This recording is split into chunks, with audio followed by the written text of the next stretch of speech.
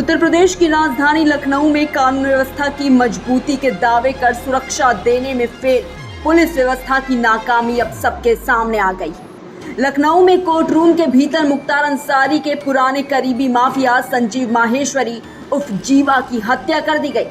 आपको बता दें कि ये हमलावर वकील के रूप में आया और कोर्ट रूम के भीतर ताबड़तोड़ फायरिंग कर माफिया संजीव को छलनी कर दिया। पुलिस फिर एक बार सिर्फ देखती रह गई। इस हत्याकांड की तस्वीरें भी सामने आई।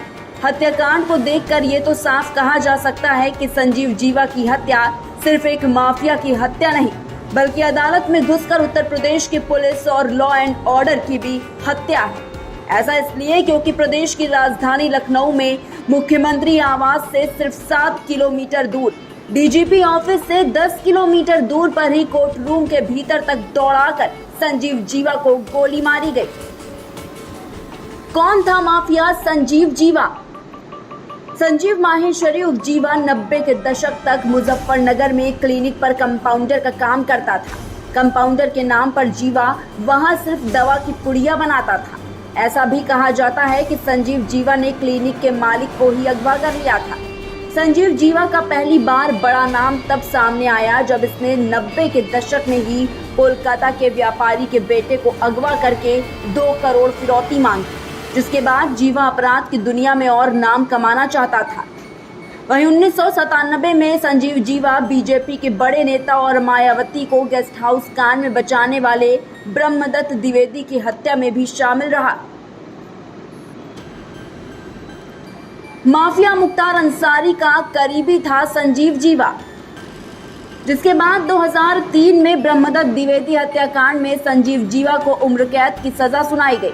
उससे पहले साल 2000 में माफिया मुन्ना बजरंगी की मदद से संजीव जीवा मुख्तार अंसारी का भी करीबी बन गया। इसके अलावा 2005 में बीजेपी विधायक कृष्णानंद राय की हत्या में मुख्तार के साथ जीवा भी शामिल था, लेकिन इस केस में ये दोनों बरी हो गए थे। वहीं 7 जून बुधवार को लखनऊ में कोर्ट रूम के भीतर मुख्तार अंसारी के पुराने करीबी माफिया संजीव माहेश्वरी उर्फ जीवा की सनसनीखेज हत्या के बाद उत्तर प्रदेश के पूर्व मुख्यमंत्री अखिलेश यादव ने योगी सरकार और प्रदेश के लॉ एंड ऑर्डर पर हमला बोला। मैं अपने पत्रकार साथियों का धन्यवाद देना चाहता हूं कि कुछ पत्रकार साथियों ने जाते जाते कुछ सवाल पूछ लिए।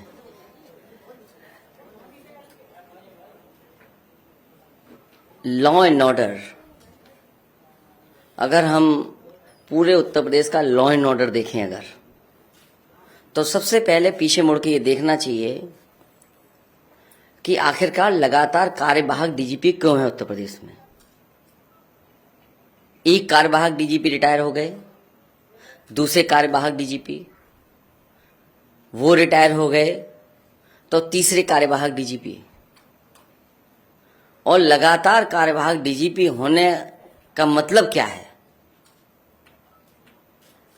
क्या कोई भारतीय जनता पार्टी का दिल्ली और लखनऊ में इंजन टकरा रहे हैं क्या?